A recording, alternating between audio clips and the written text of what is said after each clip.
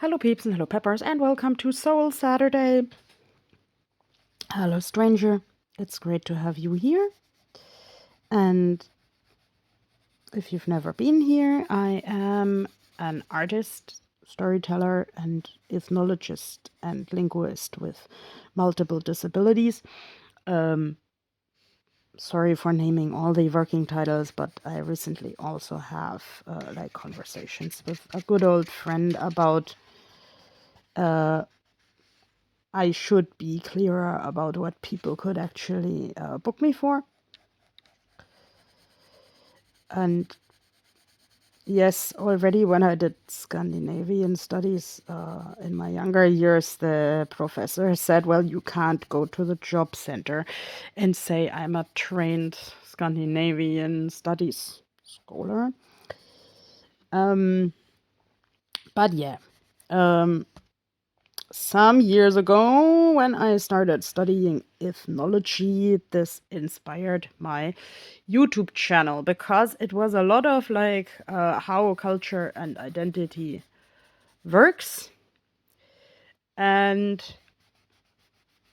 so I actually am kind of creating my own culture and identity around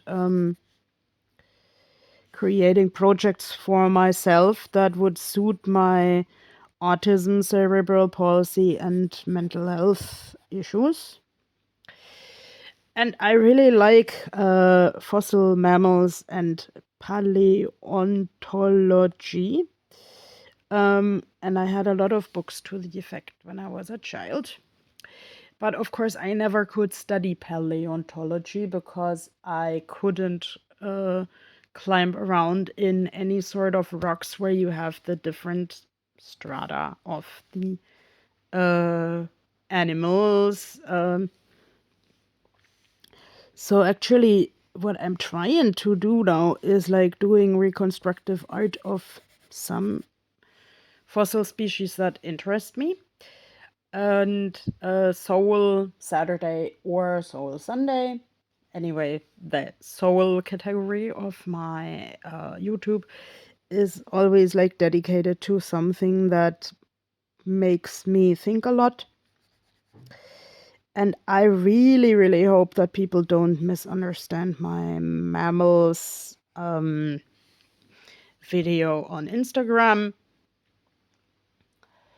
Because I actually wanted to point out that, yes, of course, people are biologically seen mammals, but let's say they can think about it more, so they can see more differentiated notes than what we think of many animals, so they should actually behave accordingly and communicate properly. And let's say one of my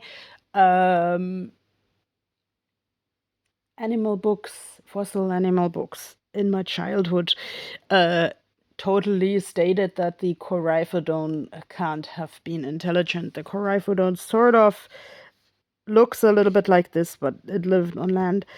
So if they think the Coryphodon is not intelligent, then I would also like to talk about the like someone who knows it, to talk about the brain cavity of the desmostylians. But let's say I am still adherent to the theory that the desmostylians are related to elephants, and elephants are really smart and elephants have a good memory. So I'm using my desmostylian sea monster actually in order to give it an intelligent character in my book. So, I mean, it won't grumble and rumble like me, but it will actually, or they will, because we're talking about the whole herd, and I wouldn't usually call a person an it unless the person requests it. So they, the herd, will communicate with people in my story by means of ocean trash. And like, since elephants always look a little bit melancholy with their wrinkles, I can also say I'm a little bit melancholy these days. It was a transgender awareness week, and it was transgender remembrance day. In the olden days when I was fitter, I often attended the transgender remembrance day meetings in the Icelandic transgender association. Um,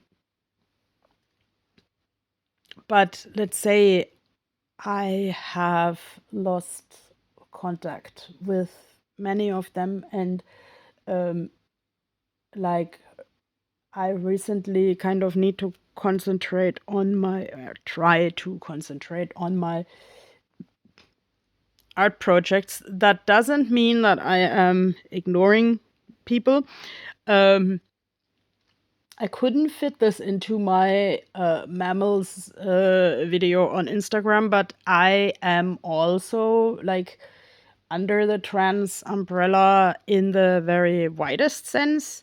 Um, I sought counseling for like living with a trans identity like 15 years ago. It was agreed pretty quickly that like hormones or something would not be the right thing for me, and I am still like in a position where I um, use mostly a female pronoun unless the people know the whole context. Um, that I have, let's say, several souls in one body, and when the male souls are active and the non binary souls, then you can actually. Can and should actually use another pronoun, but we say that when we need to. Um, So maybe my and our contribution to the Trans Awareness Week can be to say there are a lot of things going on under the surface. You don't see every trans identity. It varies a lot from person to person if they have issues with like being misgendered.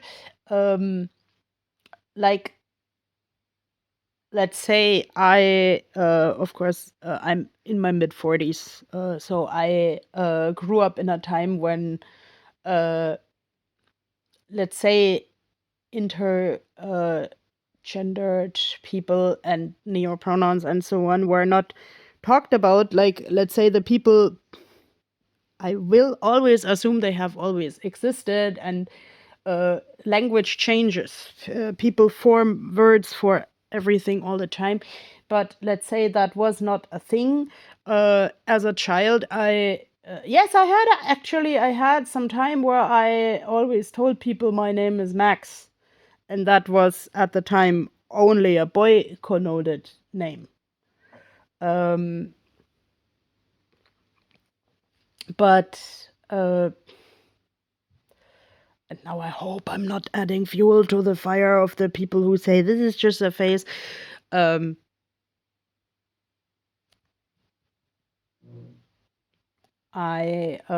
let's say, Max petered out, but many years later, I had a book character named Max who is like sort of what you would call a non binary, an NB today.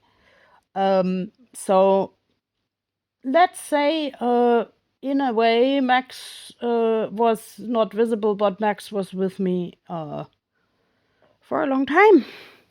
And that's why I kind of want to celebrate that there are people for who this identity that doesn't comply with what they were assigned to at birth um, is under the surface, and also wants to be under the surface or only come out to their friends. Of course, this is called Trans Visibility Week also. Um, but I am happy to uh, only talk about pronouns with my friends because this is more complex, and I have always been okay. This is maybe like also an autistic problem that I have always been told my talking is too complicated and people won't understand this. So I actually learned to try to not explain things, but YouTube is my space to explain things. I don't know if I can say that's my safe space because I know it's publicly visible. But I would say there's most aliens and assumptions if a person or other creature is intelligent or not. Um, they have a space in my space.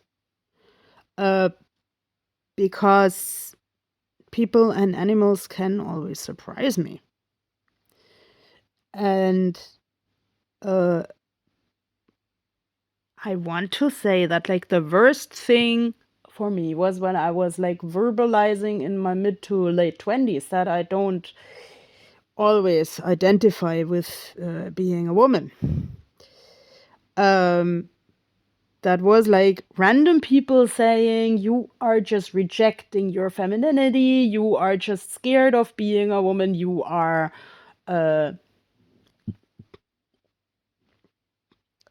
actually, like, I don't know, rejecting all the men. And like mostly that was like older traditional women who said that.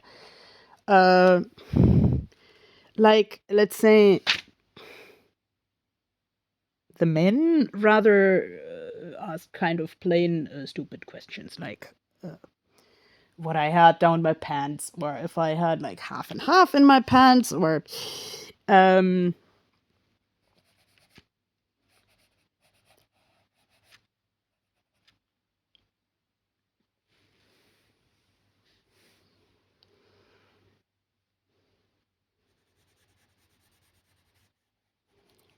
but on the positive side, I actually appreciate when like I know that Germans are in a kind of tricky situation with this, and I know that like some activists also say that like all the official institutions misgender the people, but actually I was really positively surprised when I started booking train tickets through the German train system last year. I noticed that there was an option to tick a box for Mr. Mrs. Other. Um,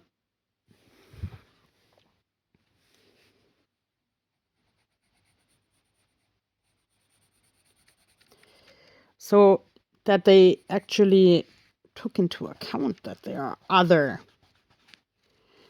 ways of addressing people. I don't remember which box I ticked because let's say I also don't have the energy to discuss with strangers. Well, yeah, this is this under those circumstances, and this is this under those circumstances. Um, if and when people explicitly ask me to use a particular name and pronoun on them, I will use that, and I will, if the surroundings are right, also ask the people, is there anything like about the process that you want to talk about? And I love my late grandma because she wrote down all the new words like of autism and intergender, and okay, at the time one still said Asperger's, which you wouldn't use today anymore because Dr. Asperger has a past, as we mostly know by now. But yeah, I am starting to write down like what people tell me, like of course in a place that is so discreet that if the people don't want this expressed to others, I can like just not show it.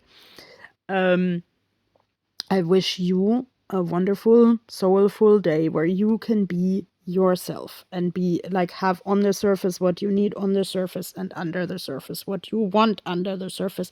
And under the surface there's also nourishing grass. Bye bye.